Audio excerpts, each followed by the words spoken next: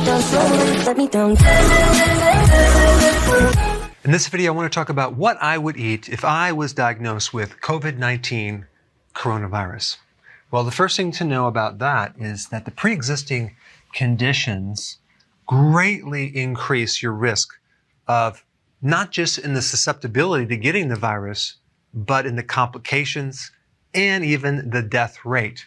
And I'm talking about diabetes, heart disease, high blood pressure, insulin resistance, and obesity. These are the big ones. There's other ones too, but all of these have a common denominator, high insulin. And I'm talking about diabetes type 2 right here. And there's a very simple way to deal with this, okay?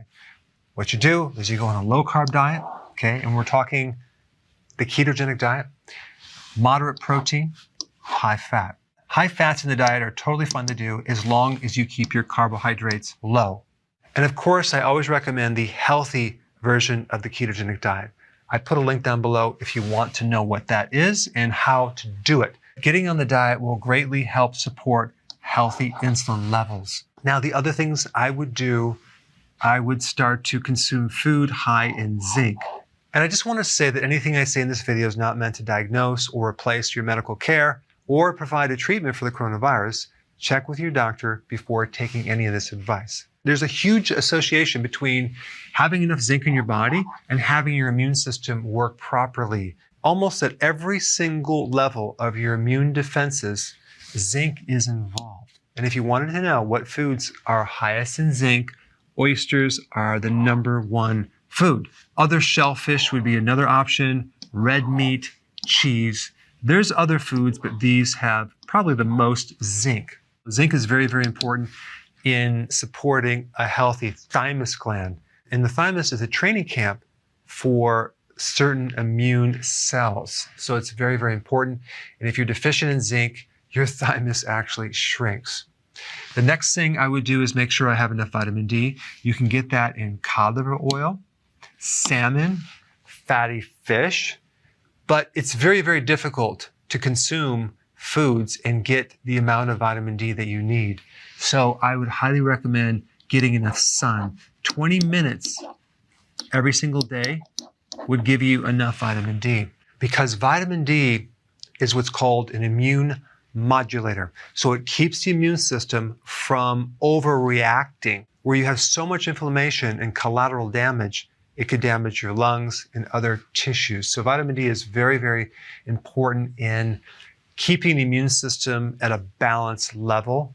Certain viruses have a strategy of blocking the receptor for vitamin D. Taking enough vitamin D can actually override that, so you can keep that immune support at a high level. And then you have vitamin C, very important in supporting a healthy immune system, especially dealing with viruses. Leafy greens will give you a lot of vitamin C.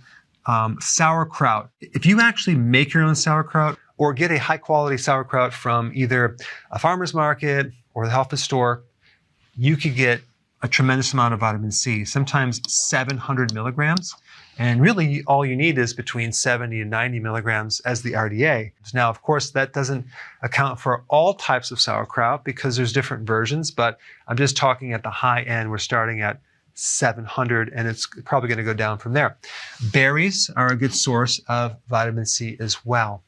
There's a lot of other foods that have vitamin C, but the more you cook foods or you can foods, you lose not just vitamin C and vitamin D, but zinc too. Canned foods will deplete the effectiveness of zinc by 85%.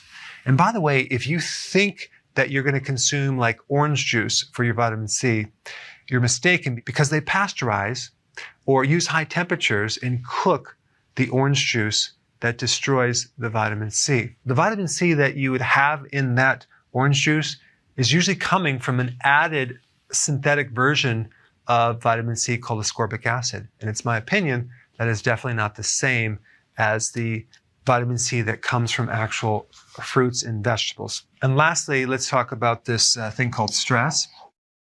I know it might be hard to believe, but some people are actually stressed out nowadays. Now, stress increases cortisol.